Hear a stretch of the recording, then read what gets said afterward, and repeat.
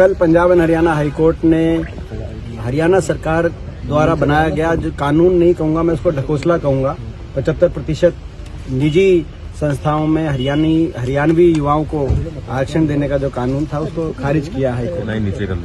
ये साबित हो गया कि ये सरकार ये चाहती नहीं थी, या तो पूरे मन से वो कानून नहीं बनाया गया, उसमें इतनी कमियां रखी गई, या उसकी पैरवी नहीं की गई। ये जो सरकार बनी भाजपा जजपा खट्टर दुष्यंत सरकार हरियाणा में, ये 2 वायदों के अनुसार ये समझौता हुआ, बीजेपी और जेजेपी का गठबंधन हुआ। एक कहा गया 5100 बुढ़ापा पेंशन दी जाएगी और दूसरा कहा गया 75% आरक्षण दिया जाएगा हरियाणवी युवाओं को। अब ये स्पष्ट हो गया जब हम आखिरी 6-7 महीने में आ गए कि ना तो 5100 बुढ़ापा पेंशन मिली, ना ही ये 75% का जो एक झुंझुना था, ना ये सरकार क्रियान्वित कर पाई। कुल मिलाकर ये समझौता कोई 5100 बुढ़ापा पेंशन या 75% रिजर्वेशन का नहीं था। ये समझौता हरियाणा में भ्रष्टाचार करने का समझौता था।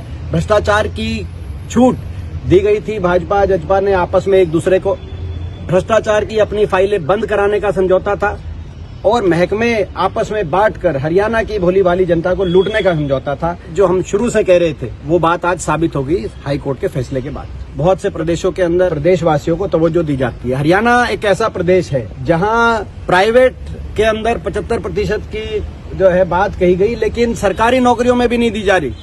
सरकारी नौकरी भी जो लिस्ट आ रही है उसमें ज्यादातर बाहर के प्रदेशों के नौजवानों को हरियाणा की लिस्ट में अवसर मिल रहा है। आपने देखा एसडीओ की भर्ती आई, 80 में से 78 बाहर के, एसडीओ इलेक्ट्रिकल में 99 में से 77 बाहर के।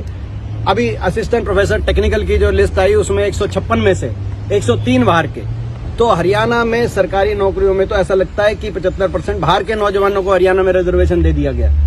ये तो ऐसी सरकार निकली, हरियाणा के नौजवानों को देश में सबसे ज्यादा बेरोजगारी देने वाली सरकार निकली। और आज हाईकोर्ट के फैसले से साबित हो गया है 5100 बुढ़ापा पेंशन और 75% निजी में हरियाणवी युवाओं को आरक्षण देने का इस सरकार की कभी कोई मंशा थी ही नहीं।